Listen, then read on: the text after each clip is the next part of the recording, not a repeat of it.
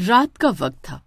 दो युवक अनमोल और विकास सुनसान सड़क पर चल रहे थे। अरे यार, तुझे भी प्रोजेक्ट के लिए यही जगह मिली थी क्या? पूरी इंडिया में कहीं और नहीं चल सकता था क्या? मुझे थोड़ी ना पता था कि यहाँ पर आने जाने के लिए कोई बस या टैक्सी भी नहीं मिलेगी। मुझे तो लगा था कि गांव में घुसते ही कोई छोटा मोटा गेस्ट हाउस तो मिल ही जाएगा, लेकिन यहाँ पर तो मुझे कोई शमशान घाट भी नजर नहीं आ रहा। दोनों ये सोच सोच कर परेशान थे कि अब रात को वो जाएंगे कहाँ, कि तभी उन्हें बस के हॉर्न की आवाज सुनाई देती है।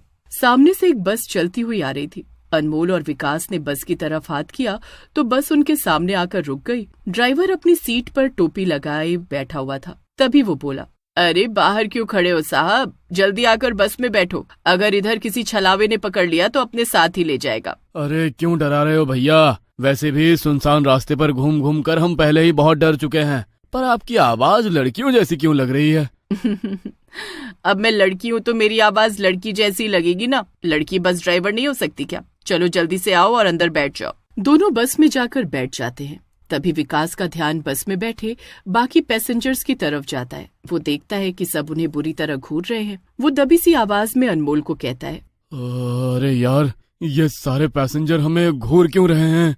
पता नहीं, मुझे तो ये बस बहुत ही अजीब लग रही है। मेरे भाई, तुझे तो सब कुछ अजीब सा ही लगता है। पता नहीं प्रोजेक्ट बनाने के लिए तुझे ही मेरे साथ क्यों भेज दिया।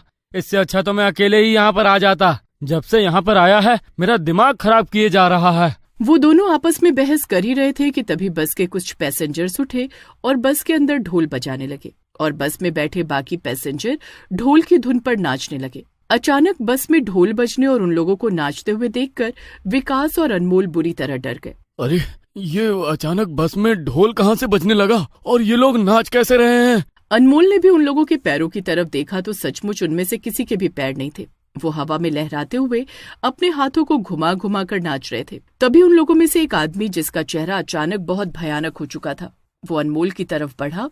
अरे ये क्या कर रहे हो तुम? छोड़ो मुझे। बच्चू, अब तुम यहाँ से कहीं नहीं जा सकते। अब तुम भी हमारे साथ इसी बस में हमेशा के लिए रह जाओगे और इसी तरह ढोल की तान पर नाचोगे। नहीं। उनकी बातों का फायदा उठाकर विकास ने बस की खिड़की खोल दी। बस में जालियां नहीं लगी थी तो विकास चलती बस से ही नीचे कूद गया। उसने अनमोल को भी कूदने का इशारा किया, लेकिन उन लोगों ने अनमोल को अपनी तरफ खींच लिया और अनमोल बस से नहीं कूद पाया। तभी विकास की आंखों के सामने वो बस चलते चलते अचानक गायब हो गई। विकास के पसीने छूट गए थे, क्योंकि अभी अभी उसने जो देखा उससे पहले उसने अपनी जिंदगी में ऐसा कुछ नहीं देखा था। वो बस लगातार दौड़ता रहा। तभी दौड़ते दौड़ते उसे कुछ रोशनी दिखाई दी और वो उस रोशनी की तरफ भागता हुआ गया। वहाँ पर गांव के लोगों ने आग जला रखी थी। लगता है गांव वालों ने अपनी सुरक्षा के लिए यहाँ पर आग जला रखी है। जाकर किसी का दरवाजा खटखटाता हूँ, शायद कोई मेरी मदद कर दे। विकास गांव के अंदर गया तो वहाँ पर उसे एक घर के बाहर गांव के सरपंच की नेम प्लेट दिखाई दी। तो उसने उनके घर का दरवाजा खटखटा दिया। सरपंच की माँ कमला ने आकर दरवाजा खोला। तू कौन है बेटा? मैंने तो तुझे नहीं पहचाना। कोई रिश्तेदार है क्या? अरे कौन आया माँ जी? पता नहीं, लगता है कोई रिश्तेदार है। अब इस उम्र में आंखों से ठीक दिखता भी तो नहीं है ना। बरखा भी अंदर से बाहर आती है, लेकिन वो विकास को नहीं जानती थी, इसलिए अचानक उसे अपने घर के दरवाजे पर खड़ा देखकर उससे पूछती है, कौन हो तुम और इतनी रात गए यहाँ पर क्या कर रहे हो? विकास बरखा को सारी बात बताता है। बरखा उसे घर के अंदर ले जाती है। कुछ देर बाद जब विकास थोड़ा शांत होता है तो बरखा उसे बोलती है, मैं जानती हूँ कि तुम्हें भी वही बस का छलावा लगा है, लेकिन तुम वो पहले इंसान जरूर हो जो उस बस की चपेट से बचकर आए हो। मेरे पति इस गांव के सरपंच थे, लेकिन वो भी उस बस की चपेट में आ गए। क्या? लेकिन कैसे? तुम्हारी तरह ही गांव वाले भी उनके पास अपनी परेशानी लेकर आए थे। गांव के बहुत से लोग उस बस की चपेट में आ चुके थे। जब कुछ गांव वालों के सामने मेरे पति बस के अंदर चढ़े और बस अचानक वहाँ से गायब हो गई, तब पता लगा कि गांव के इतने लोग आखिर गायब कहाँ हो रहे हैं। लेकिन आखिर ये सब है क्या? कोई ना कोई कहानी या कोई ना कोई राज तो जरूर छुपा होगा उस बस के पीछे, वरना इस तरह क्यों वो लोगों को अपने साथ लेकर चली जाती है? गांव में तो ये सब होता ही रहता है। छलावे और भूत प्रेत तो गांव खेड़े में बहुत आम है, लेकिन इस छलावे की वजह से बहुत से गांव वालों के घर उजड़ गए। तुम आज रात यहीं पर रुक जाओ, सुबह होते ही यहाँ से चले जाना, वरना लोग तरह तरह की बातें बनाएंगे। जी।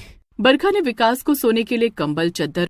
विकास उनके ड्राइंग रूम में चद्दर डालकर लेट गया, लेकिन उसके दिमाग में एक ही बात चल रही थी कि आखिर उस बस के पीछे कोई न कोई कहानी तो जरूर है, वरना अगर वो कोई आम छलावा होता तो बार बार अपना रूप बदल कर आता।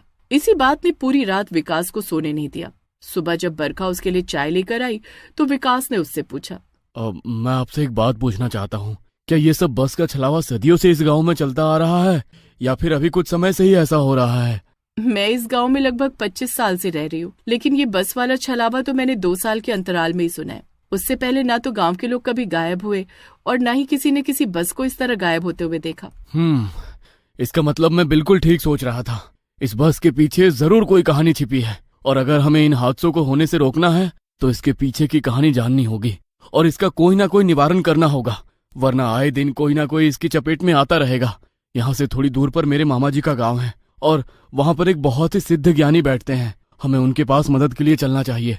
विकास बरखा और कुछ गांव वालों के साथ अपने मामा जी के गांव सिद्ध ज्ञानी बाबा के पास जाता है और उन्हें अपने साथ हुए हादसे और उस बस के बारे में बताता है। बाबा जी अपनी आंखें बंद करके कुछ ध्यान करते हैं और थोड़ी देर बाद अपनी आंखें खोलकर विकास को बताते हैं, किस्मत वाले थे जो तुम बच गए, वरना उस बस की चपेट से आज तक कोई नहीं बच पाया। मैंने अपनी दिव्य दृष्टि से सब कुछ जान लिया है और मैं तुम्हारी मदद करने के लिए भी तैयार हूँ।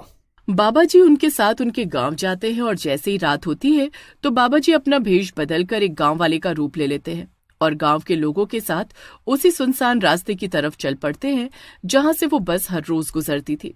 तुम सब लोग झाड़ियों में छिपकर बैठ जाओ, बस के अंदर सिर्फ मैं जाऊंगा और उन्हें तुम लोग नजर नहीं आने चाहिए।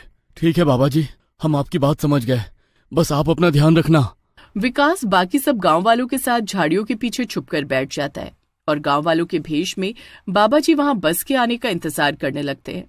तभी थोड़ी देर बाद बस हॉर्न मारते हुए वहां आती है। बस को देखते ही बाबा जी समझ जाते हैं कि ये वही बस है।